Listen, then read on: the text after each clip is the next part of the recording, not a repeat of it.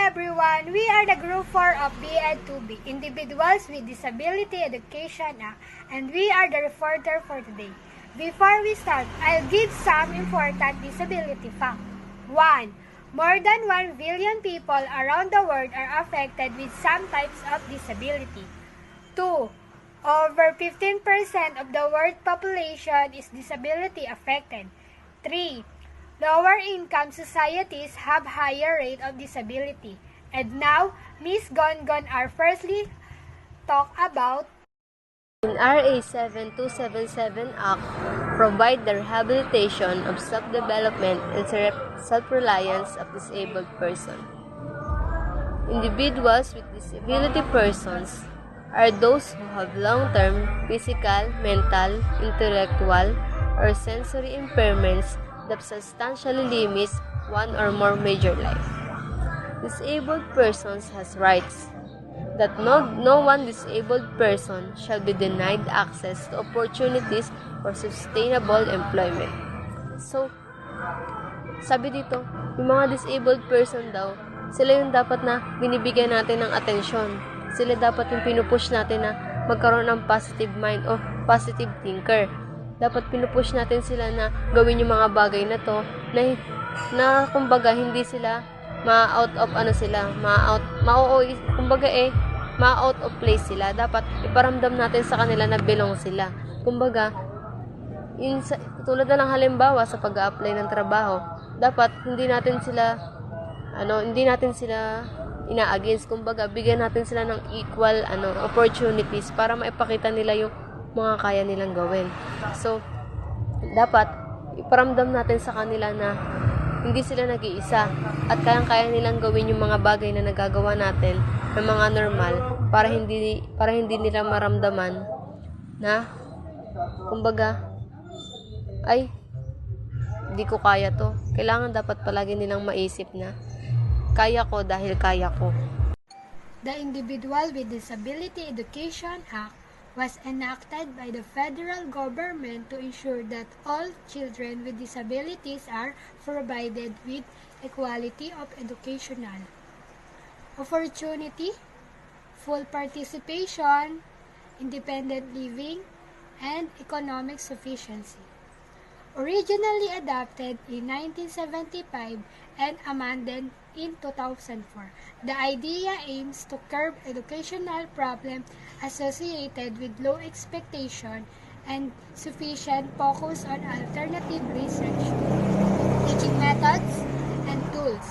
Then, we'll go over the 6 major principles of ideas, focusing on student rights and responsibilities of public school to the children with disabilities.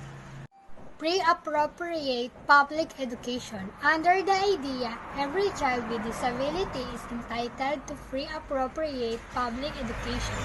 The idea emphasizes special education and related services which should be designed to meet a child's unique needs and prepare them for further education, employment, and independent living.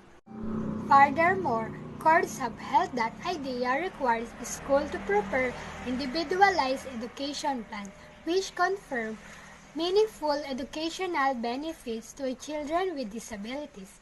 The meaningful educational benefits requirements include a focus on a raise student expectation, appropriate progress and transition into post-secondary education, and independent living. Public school and local school boards are responsible for ensuring that every child with disability receiving a FAPE. For example, a student with reading challenges might be taught with multisensory reading. Appropriate evaluation. The idea requires that the school conduct appropriate evaluation of students who are suspended of having a disability. A appropriate evaluation must be implemented by a team of knowledgeable and trained evaluators, must utilize sound evaluation materials and trained evaluation materials and procedures, and must be administered on a non-discriminatory basis. Children should be not subjected to unnecessary assessment or testing, and evaluation must be geared toward planning for a child education instruction. Finally, an appropriate evaluation and future must determine and make recommendations regarding a child's eligibility for special education services in a timely manner. For example, when a teacher reviews a paper in order to give in a grade. The individualized education plan was established by IDEA to help ensure every child access to a pre-appropriate public education. The IEP is the written documents developed by IEP team which draws upon existing evaluation information in order to meet a student's unique educational needs. Under the IDEA, an IEP must include information regarding a student's present level of educational performance, annual goals and benchmarking objectives, services and supplementary aids to be received, and a detailed explanation of instances where a student is not participating in the general classroom. An IEP is also required to include information regarding consistent reporting of student progress as well as transition to adult life. Finally, it's required that an IEP account of the parents and child, the strength of particular child and the child-specific academic, developmental, and functional needs of the child. For example, a child is able to give verbal instead of written answer on tests, get extra time to take the test, or sit in a quiet section of the cafeteria during lunch. Number 4. Least restrictive environment.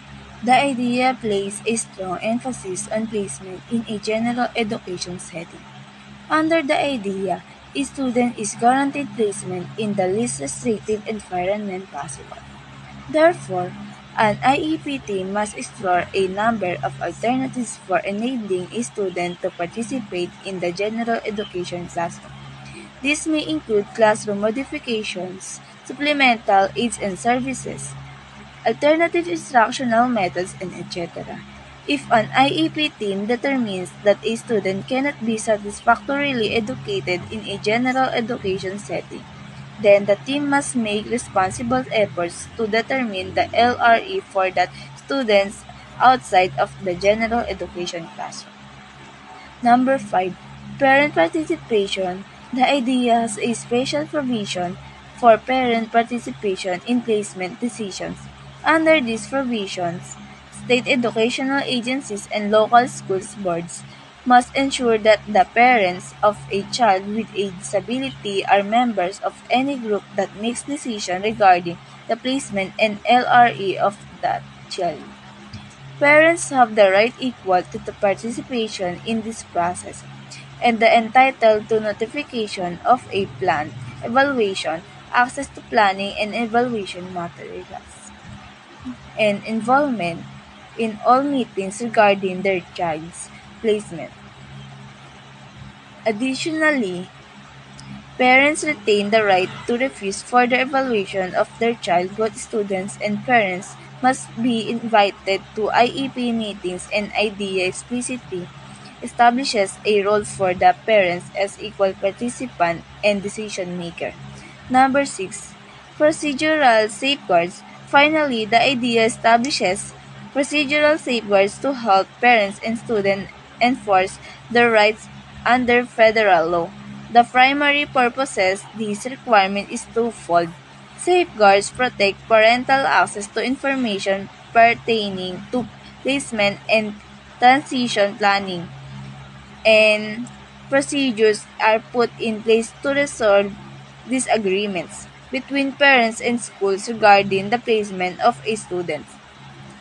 Under the IDEA procedural safeguards, parents have a right to review all educational records pertaining to their child, receive notice prior to meetings about their child's evaluation, placement, or identification, and to obtain an educational